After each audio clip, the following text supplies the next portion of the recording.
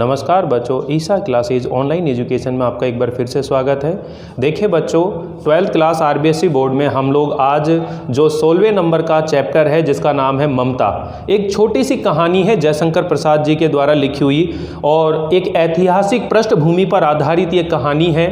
किंतु जब भी हम किसी कहानी को पढ़ते हैं तो उससे पहले आप लोगों को ये मालूम होना चाहिए कि कहानी के और नाटक के जो तत्व होते हैं वो आपको मालूम होना चाहिए, क्योंकि कई बार जब क्वेश्चन इनके अंदर आते हैं तो वो इस पैटर्न पे आते हैं कि तात्विक दृष्टि से ममता कहानी की विशेषताएं बताइए। तो तात्विक दृष्टि का मतलब क्या होता है ये आपको मालूम होना चाहिए। तात्विक मतलब तत्वों की दृष्टि से।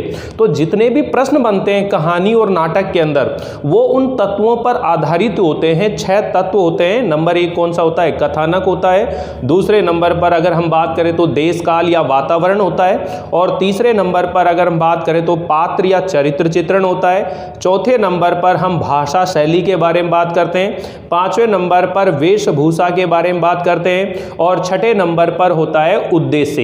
ये 6 तत्व होते हैं जिनके आधार पर किसी भी कहानी में या किसी भी नाटक में प्रश्न बनकर आते हैं। लेकिन इन सभी तत्वों के ऊपर हम चर्चा करें उससे पहले हम लोग जो एक लेखक या कवि का परिचय पूछा जाता है बोर्ड की क्लास में, तो उसी क्रम में हम लोग सबसे पहले जो है जयशंकर प्रसाद जी का जो जीवन परिचय है और जो साहित्यिक परिचय है, ये 2 तरह के क्वेश्चन है बच्चों, जीवन परिचय और साहित्यिक परिचय।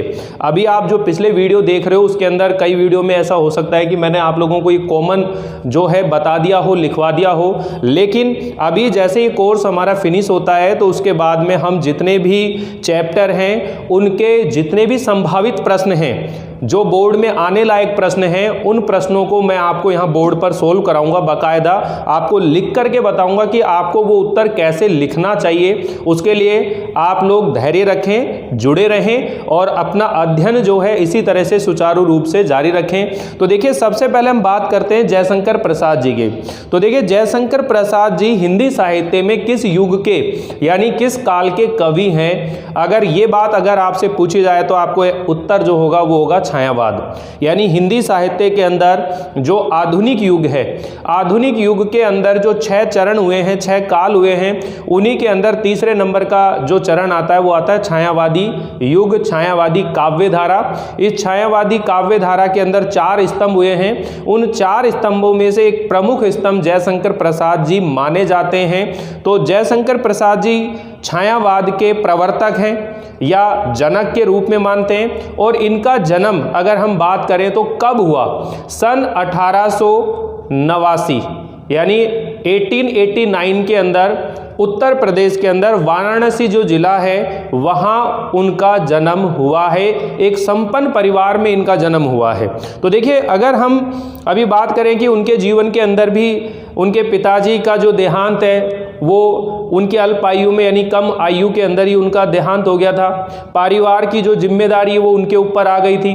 ठीक है, काशी के अंदर उनका एक प्रतिष्ठित परिवार था, सुंगनी साहू के नाम से वो जाने जाते थे, क्योंकि वो एक सूंघने की एक तंबाकू जो है विशेष वो बनाते थे, इसलिए वो सुंगनी साहू परिवार वो कहलाता था, सुंगनी साहू। ठीक है, तो सुंगनी साहू परिवार के अंदर उनका जन्म हुआ है, लेकिन जल्दी ही उनके ऊपर परिवार की जिम्मेदारी आ गई। इसलिए जो औपचारिक शिक्षा की अगर हम बात करें तो औपचारिक शिक्षा केवल उन्होंने 8वीं कक्षा तक ही प्राप्त करी।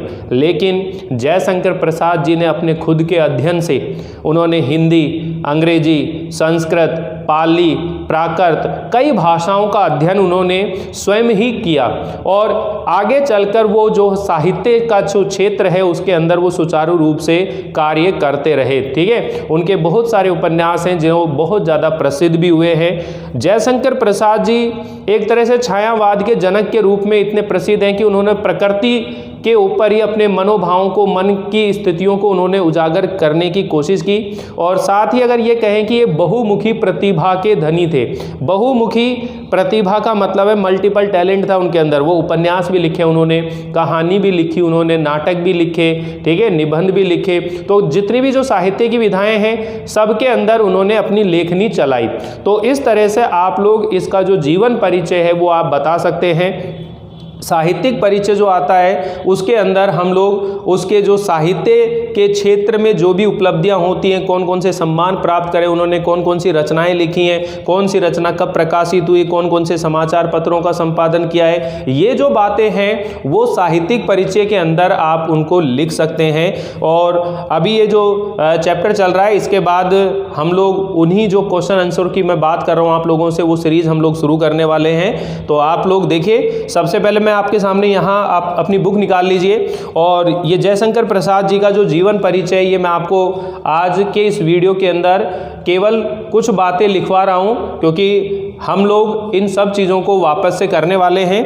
तो देखिए, बहुमुखी प्रतिभा के धनी जयशंकर प्रसाद जी का जन्म वाराणसी के एक प्रतिष्ठित परिवार में हुआ था, एक संपन्न परिवार में हुआ था और बचपन में ही पिता के निधन से जो परिवार के जो उत्तरदायित्व है, जिम्मेदारी का बोझ उनके कंधों पर आ गया था।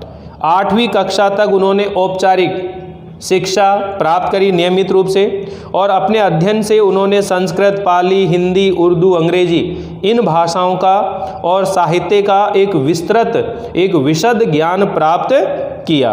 अगर प्रसाद जी की रचनाओं के बारे में बात करें तो देखिए, प्रसाद जी की जो रचनाएं हैं वो भारत के गौरवशाली जो इतिहास है, संस्कृति है, उसे अनुप्राणित है। यानी इनकी रचनाओं में हमारे भारतीय जो इतिहास का जो गौरव है, गर्व करने की जो भावना है और जो हमारे देश की संस्कृति है वो उनकी रचनाओं में हमें देखने को मिलती है।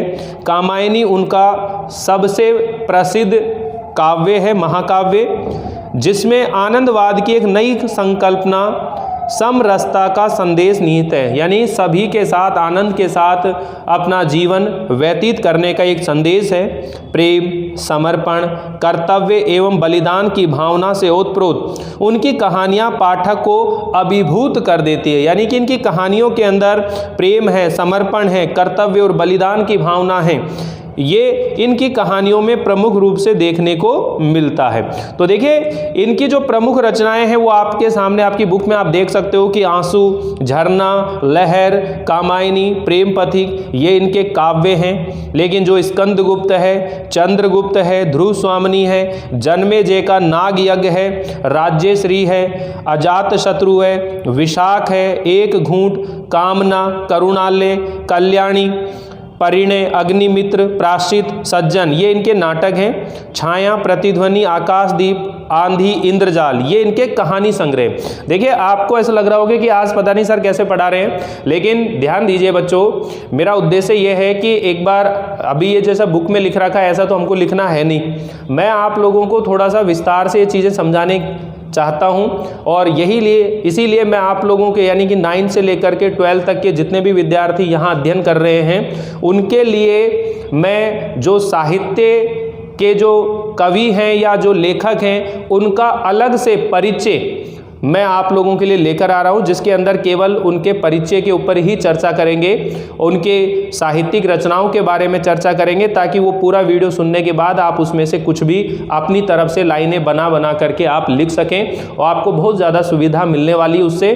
तो जितने भी राइटर हैं 9 से लेकर के 12 तक के सभी मिक्स करके हम लोग पढ़ने वाले हैं, क्योंकि कुछ राइटर जो है 10th वाले स्टूडेंट के लिए भी हैं, कुछ 11th वालों के लिए, कुछ 12th वालों के लिए, 9th वालों के लिए, ऐसे मिक्सअप हैं। तो हम एक साहित्यिक परिचय, जीवन परिचय करके एक सीरीज शुरू करने वाले हैं जिसमें केवल लेखक और कवियों का परिचय उसमें बताया जाएगा और साथ में आप लोगों को जो जितना भी सिलेबस है वो बिल्कुल ध्यान रहना चाहिए। अभी खबर आ रही है कि हो सकता है सिलेबस और भी कम हो जाए, तो आप लोग, इसीलिए मैं आपसे इस तरह से बात कर रहा हूं आज कि आप अपना धैर्य बनाए रखें और जो पढ़ाई आप कर रहे हैं वो करते चलें। आपका नया संशोधित जो पाठ्यक्रम है, कौन कौन से चैप्टर हटे हैं वो मैंने आपको बता दिया। अगर किसी ने वो वीडियो नहीं देख रखे हैं तो प्लेलिस्ट में उसका वीडियो है, वो आप वहाँ से देख सकते हैं कि कौन कौन से चैप्टर हटा दिए गए हैं, ताकि आपको पढ़ने में सुविधा मिले। ठीक है बच्चों, तो देखिए मैं यहाँ पर ममता जो है जयशंकर प्रसाद जी की ये कहानी, इसका मैं जीवन परिचय यानी जयशंकर जी का लिख देता हूँ यहाँ पर। जयशंकर प्रसाद का जीवन परिचय। तो जयशंकर प्रसाद जी का जो जीवन परिचय है वो आप लोग लिखते चलें। नोट कर लेंगे। बहुमुखी प्रतिभा के धनी एवं छायावाद के प्रवर्तक, प्रवर्तक को आप जनक भी बोल सकते हो, छायावाद के जनक जयशंकर प्रसाद का जन्म सन 1889 ईस्वी में 89 में उत्तर प्रदेश के वाराणसी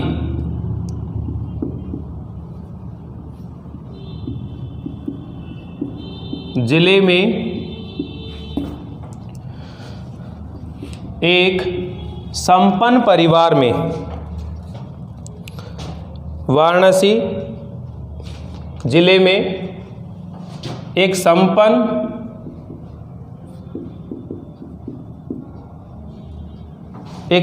व प्रसिद्ध, इसको आप इस तरह से लिख लें,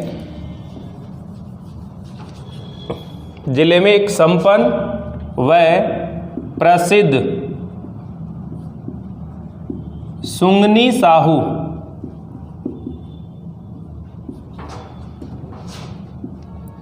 परिवार में हुआ था। समझ में आए? बहुमुखी प्रतिभा के धनी एवं छायावाद के जनक जयशंकर प्रसाद जी का जन्म सन 1889 ईस्वी में उत्तर प्रदेश के वाराणसी बोल दो, या फिर आप ये कह सकते हो बनारस भी लिख सकते हो इसकी जगह, अगर वाराणसी याद करने में दिक्कत आए तो वाराणसी की को बनारस भी बोलते हैं अपन। बनारस जिले में एक संपन्न व प्रसिद्ध सुंगनी साहू परिवार में इनका जन्म हुआ था। ठीक है, आगे देखिए क्या बात लिखते हैं इसमें। बचपन में ही पिता के निधन हो जाने के कारण ये 8वीं तक की शिक्षा प्राप्त कर सके। बचपन में ही इनके पिता का निधन हो जाने के कारण ये 8वीं कक्षा तक ही औपचारिक शिक्षा प्राप्त कर सके, किंतु इन्होंने स्वाध्याय से हिंदी, संस्कृत, अंग्रेजी, पाली, उर्दू,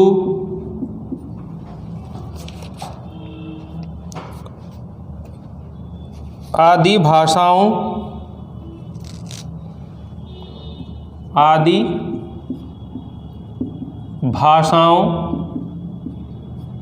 एवं प्राचीन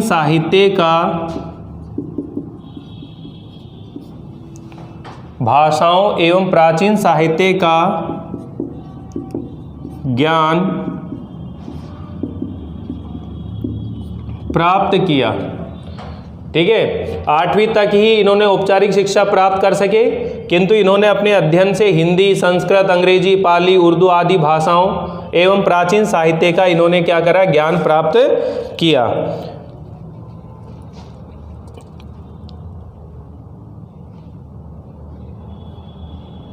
इन्होंने काव्य, नाटक, उपन्यास,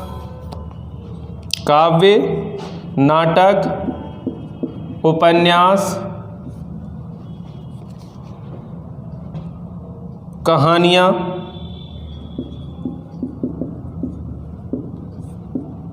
आदि साहित्यिक विधाओं में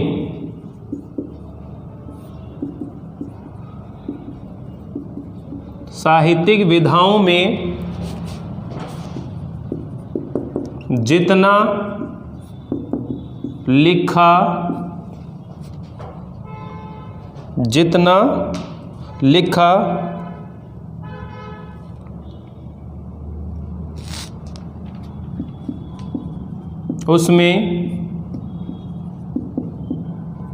उसमें इनकी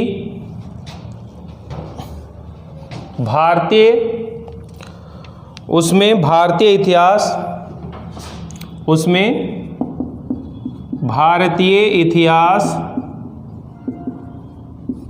और संस्कृति के प्रति इनका प्रेम झलकता है। यानी इन्होंने जो भी काव्य लिखे, नाटक लिखे, उपन्यास लिखे या फिर कहानियाँ लिखी, उन सभी विधाओं में इन्होंने जो कुछ भी लिखा है उसमें भारतीय इतिहास और संस्कृति के प्रति इनका जो प्रेम है वो दिखाई देता है, वो झलकता है, वो इनकी रचनाओं में स्पष्ट रूप से दिखाई देता है।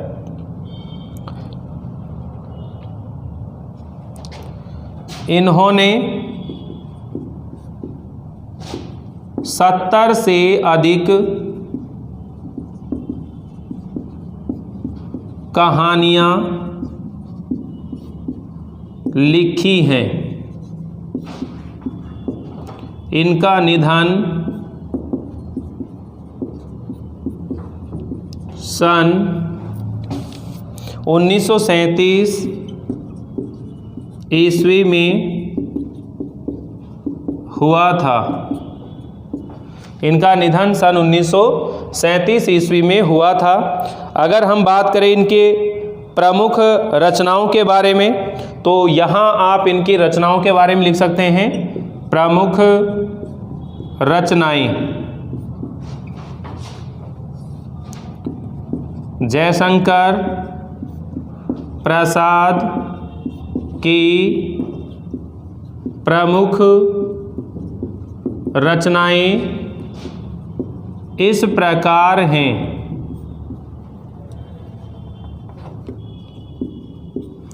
अब कौन कौन सी रचनाएं, देखो इसमें कहानी भी लिखी है, नाटक भी लिखे, काव्य भी लिखे, उपन्यास भी लिखे। तो इस तरह से आप इनको सभी चीज़ों को याद करते हुए चलेंगे। तो सबसे पहले हम लोग इनके काव्य लिख रहे हैं कि इन्होंने कौन कौन से काव्य लिखे। ठीक है, तो काव्य के अंदर झरना, आंसू, लहर, कामायनी, प्रेम पथिक,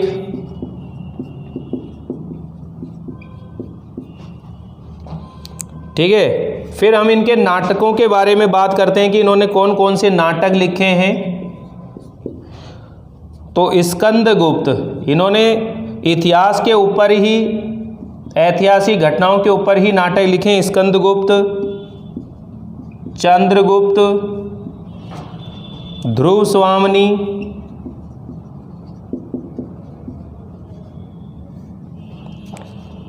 जन्मेजय,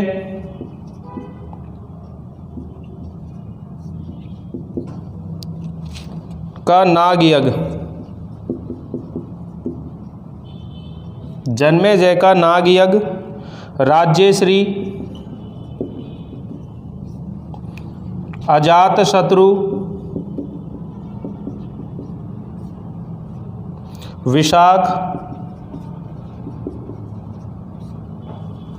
एक घूंट,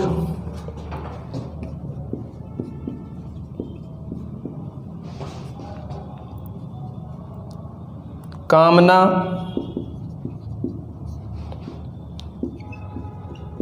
करुणालय,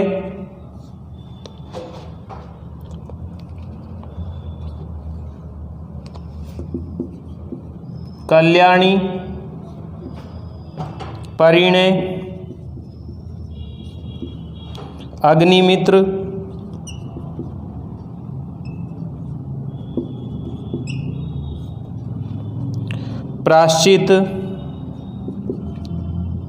प्रायश्चित, सज्जन, ये इनके नाटक हैं। और कहानी संग्रह,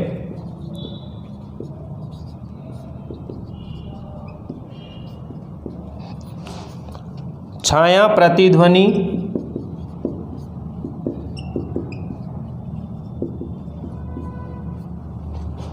आकाशदीप,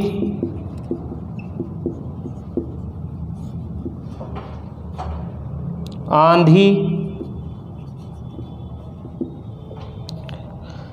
इंद्रजाल, ये इनके कहानी संग्रह हैं। और कंकाल, तितली, इरावती, ये इनके 3 उपन्यास हैं। कंकाल, तितली,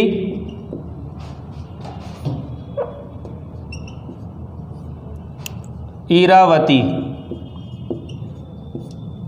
ये इनके 3 जो हैं उपन्यास हैं। तो देखिए, ये एक छोटा सा परिचय आप लोगों को केवल ये है कि एक बार आप लोग इसे याद करेंगे कि एक तो ये रचनाएं याद कर लेंगे। हमें इस तरीके से एग्ज़ाम में नहीं लिखना है। एग्ज़ाम में लिखने का तरीका मैं आपको बताऊंगा। सिर्फ अभी आप लोगों को क्या करना है कि बहुमुखी प्रतिभा के धनी, ये जो जीवन परिचय, ये तो एज इट इज़ हम रखेंगे। इसमें थोड़ा बहुत परिवर्तन कर सकते हैं। इनके माता पिता, इनकी शादी के बारे में, इनकी घटनाओं के बारे में और जानकारी मैं आप लोगों को बताऊंगा। ठीक है, तो बहुमुखी प्रतिभा के धनी एवं छायावाद के जनक जयशंकर प्रसाद जी का जन्म सन 1889 ईस्वी में उत्तर प्रदेश के वाराणसी यानी बनारस जिले में एक संपन्न और प्रसिद्ध सुंगनी साहू परिवार में हुआ था। बचपन में ही इनके पिता का क्या हो गया, निधन हो गया, और इसके कारण ये 8वीं कक्षा तक ही औपचारिक शिक्षा प्राप्त कर सके। घर परिवार का जो दायित्व है वो इनके ऊपर आ गया, इसलिए पढ़ाई नहीं हो सकी। किंतु अपने खुद के अध्ययन से इन्होंने, स्वाध्याय से इन्होंने हिंदी, संस्कृत, अंग्रेजी, पाली, उर्दू आदि भाषाओं को और हमारा जो प्राचीन साहित्य है उसका ज्ञान प्राप्त करा। इन्होंने काव्य, नाटक, उपन्यास, कहानियाँ आदि साहित्यिक विधाओं में जितना भी लिखा है उससे भारतीय इतिहास और संस्कृति के प्रति इनका जो प्रेम है वो झलकता है उनकी रचनाओं के अंदर। और इन्होंने 70 से अधिक कहानियाँ लिखी हैं और इनका निधन सन 1937 ईस्वी में हुआ था। प्रमुख रचनाएं अगर हम बात करें तो ये आपको याद रखना है कि इन्होंने काव्य, नाटक, कहानी, उपन्यास जो लिखे तो ये इनके काव्य हो गए झरना, आंसू, लहर, कामायनी, प्रेम पथिक। इनको याद करने की ट्रिक क्या होती है, कैसे आप याद कर सकते हो, वो सब चीज़ें हम चर्चा करेंगे जब हम कवि और लेखकों का परिचय वाली सीरीज पढ़ेंगे। ठीक है, तो यहाँ पर देखिए झरना, आंसू, लहर, कामायनी, प्रेम पथिक नाटक है। इसके अंदर स्कंदगुप्त, चंद्रगुप्त, ध्रुव स्वामिनी, जन्मेजय का नागयज्ञ, राज्यश्री, अजात शत्रु, विशाख, एक घूंट, कामना, करुणालय, कल्याणी, परिणय, अग्निमित्र, प्रायश्चित और सज्जन। और कहानी संग्रह छाया, प्रतिध्वनि, आकाशदीप, आंधी, इंद्रजाल। और 3 इनके उपन्यास हैं कंकाल, तितली, इरावती। तो एक बार आप इसका स्क्रीनशॉट ले लीजिए, फिर हम लोग इस कहानी की जो शॉर्ट समरी है उसके ऊपर भी बात करते हैं। लेकिन जो कहानी के तत्व हैं वो पहले मैं आप लोगों को समझाता हूं। तो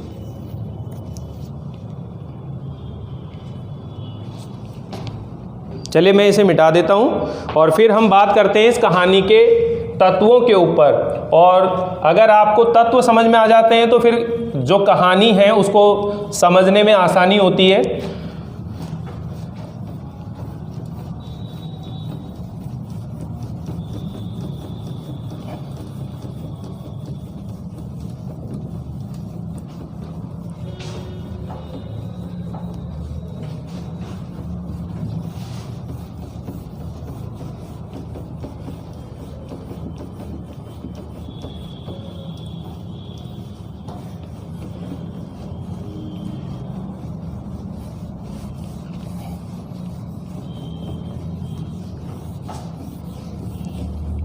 कहानी हो या नाटक हो, उसके 6 तत्व होते हैं और उन 6 तत्वों के आधार पर ही प्रश्न बनते हैं।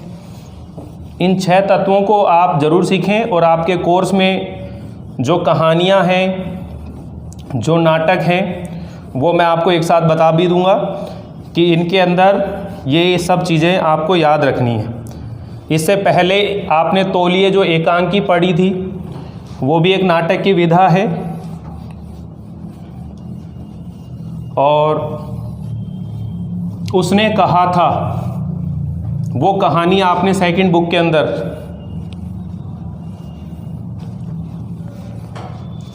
तो देखिए यहाँ इस कहानी को हम लोग आगे बढ़ाएं। सबसे पहले कहानी के तत्व, कहानी के 6 तत्व होते हैं। ठीक है, जैसे अगर आपसे पूछा जाए क्वेश्चन कि तात्विक दृष्टि से ममता कहानी की विशेषता बताइए, जो तत्व होते हैं वो 6 होते हैं, और उन 6 तत्वों में जो प्रथम तत्व होता है वो कथानक होता है। और कथानक कैसा होना चाहिए? रोचक होना चाहिए, और उसमें सुगम्यता होनी चाहिए, पढ़ने में मतलब सामंजस्य होना चाहिए, और रोचकता से भरपूर वो होना चाहिए। तो जैसे अभी हम बात करते हैं इसके पहले तत्व के बारे में, जिसको बोलते हैं कथानक, या फिर इसे ही हम बोलते हैं वर्ण्य विषय।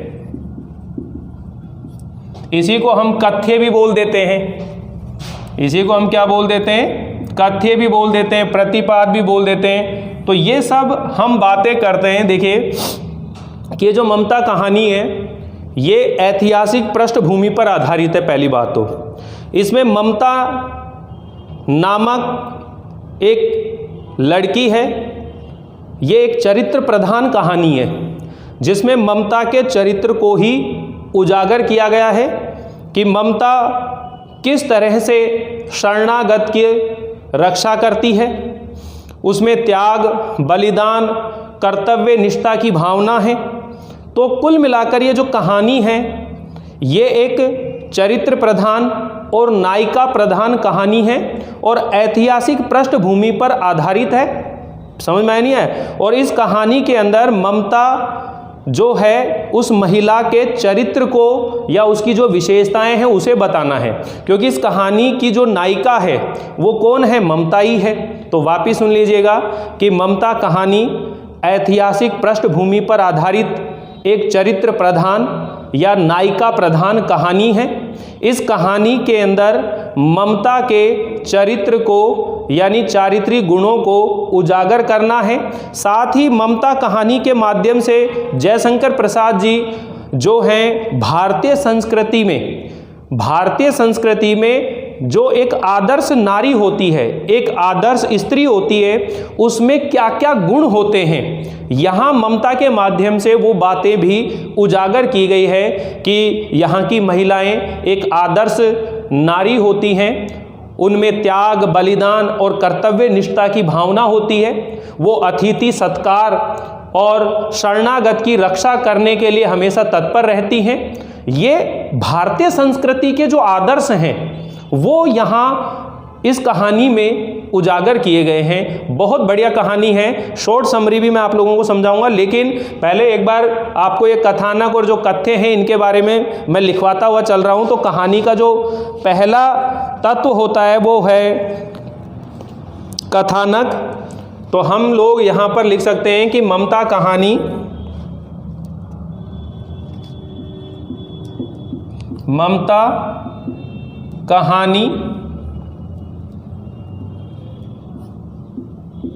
ऐतिहासिक पृष्ठभूमि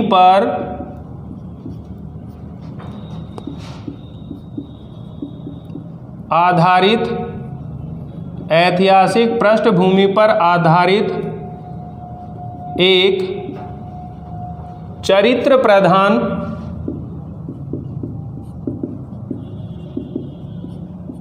व नायिका प्रधान कहानी है। इसमें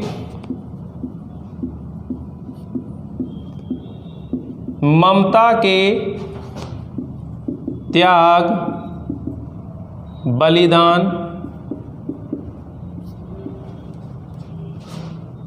एवं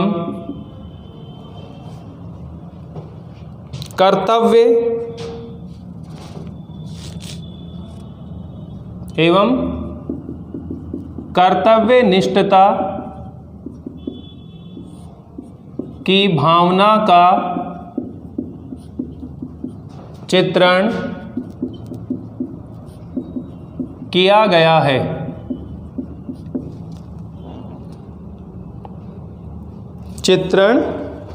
गया है। तो देखिए यहाँ इसका जो कथानक है वो समझ में बैठ रहा होगा आपको। ममता कहानी एक ऐतिहासिक पृष्ठभूमि पर आधारित एक चरित्र प्रधान या नायिका प्रधान कहानी है।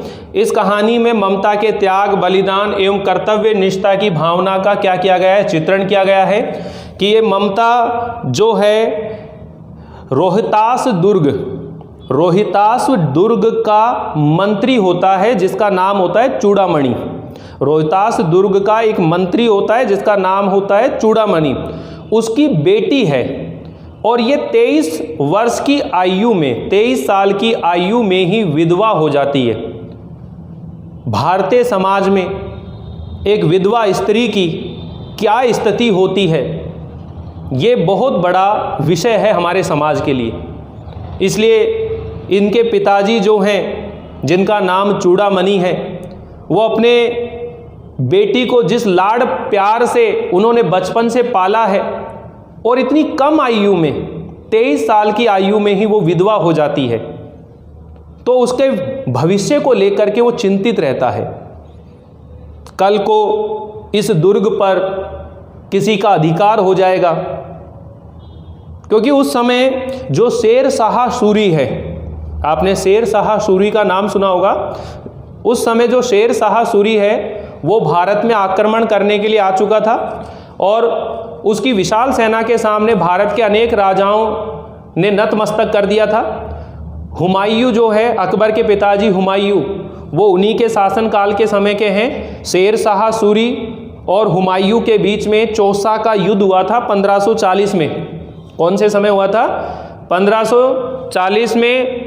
1440 में उनका जो युद्ध हुआ था, चौसा का युद्ध, 1540 में चौसा का युद्ध हुआ था और उस युद्ध के अंदर हुमायूं जो है पराजित हो गया था। तो अभी हम लोग इसकी स्टोरी की भी बात करने वाले हैं। तो यहाँ पर ममता ने उन विकट परिस्थितियों के अंदर रहते हुए भी अपने भारतीय मूल्यों को, आदर्शों को उसने छोड़ा नहीं। उसने विकट स्थिति में भी, संकट की स्थिति में भी अतिथि का सत्कार करने का अपना कर्तव्य निभाया।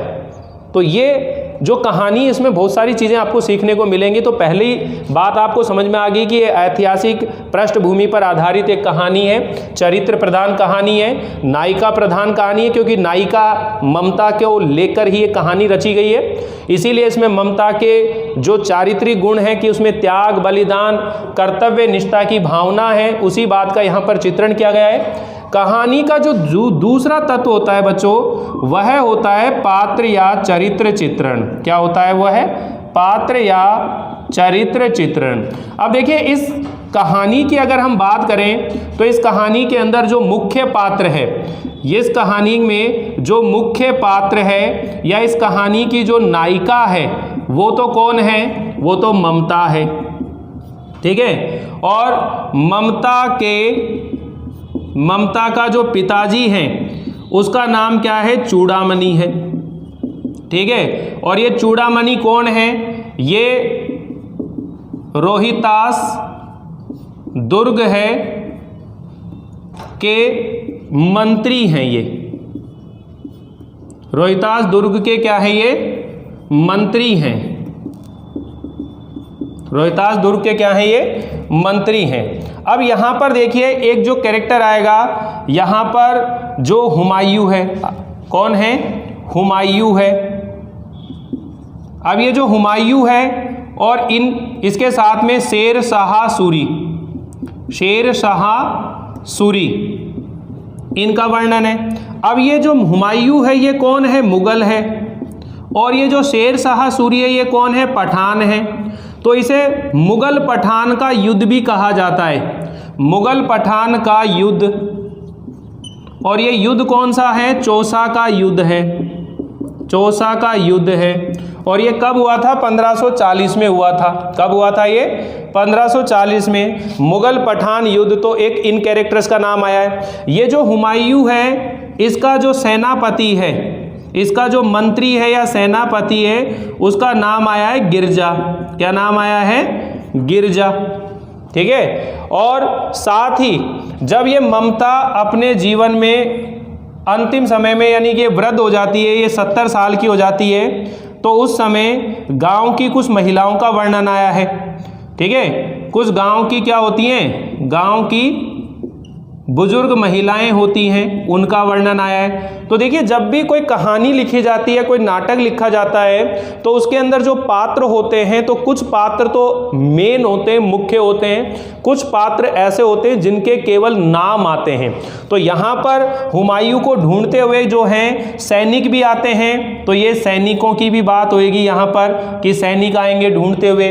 तो ये जो वर्णन चल रहा है, अब ये जो रोहितास दुर्ग है बच्चों, ये जो रोहितास दुर्ग है, इस दुर्ग के राजा रानी भी होंगे। तो राजा रानी का केवल नाम आया है, केवल राजा रानी, इनका मतलब नाम नहीं आया है, यानी राजा और रानी ये जिक्र आया है। क्योंकि जब शेर शाह सूरी महल के अंदर दुर्ग में जब जाता है तो राजा रानी को मारता है, वहाँ का जो सारा खजाना है वो लूट लेता है, चूड़ामणि भी मारा जाता है। ममता जो है किसी तरह से बच करके निकल जाती है, ममता किसी तरह बचकर निकल जाती है। और काशी में, काशी के उत्तर में जो धर्म चक्र विहार है, जहाँ पर कभी गुप्त और मौर्य साम्राज्य रहा था, गुप्त और जो मौर्य साम्राज्य के राजा थे, उन्होंने बौद्ध धर्म को अपना लिया था, बौद्ध धर्म को अपना लिया था। तो उनके शासन के समय के जो भग्न अवशेष खंडर थे, वहाँ जाकर के ये ममता शरण लेती है। पूरी स्टोरी मैं आपको समझाने वाला हूँ। तो सबसे पहले ये पात्रों का वर्णन आपके दिमाग में बैठ गया होगा बच्चों कि किस तरह से हम लोग बात कर रहे हैं। तो देखिए, यहाँ आपके सामने दो कथानक यानी दो तत्व जो हैं उनका वर्णन मैं कर दिया है कि जब भी कहानी को पढ़ते हैं अपन, ये पात्र और चरित्र चित्रण के बारे में और कथानक के बारे में ज़रूर होना चाहिए। तो अभी इस वीडियो के अंदर हम इतना ही पढ़ेंगे। नेक्स्ट वीडियो के अंदर आगे की जो स्टोरी है, आगे के जो तत्व हैं और इसकी जो शॉर्ट समरी है वो हम लोग नेक्स्ट वीडियो के अंदर पढ़ेंगे, क्योंकि वीडियो थोड़ा सा बड़ा हो जाएगा, इसीलिए हमें बीच में रोकना पड़ रहा है। तो आप लोगों को ये अब तक कितना समझ में आया, कैसा लगा, मुझे ज़रूर बताइएगा। इससे आगे का जितना भी पार्ट है वो नेक्स्ट वीडियो में पढ़ेंगे, इसलिए सारे वीडियो क्रम से आपको प्लेलिस्ट में मिल जाएंगे। कई स्टूडेंट पूछते रहते हैं कि सर हमें ये वाला वीडियो नहीं मिल रहा है, ये नहीं मिल रहा। तो आप जब चैनल पर जाते हैं तो वहाँ प्लेलिस्ट में जाइएगा, वहाँ पर सारी प्लेलिस्ट बनी हुई है, वहाँ क्रम से आपको सब चीज़ें मिल जाएंगी। तो आप मिलते हैं अगली बार इस चैप्टर को आगे बढ़ाते हुए। तब तक के लिए थैंक यू, बाय बाय।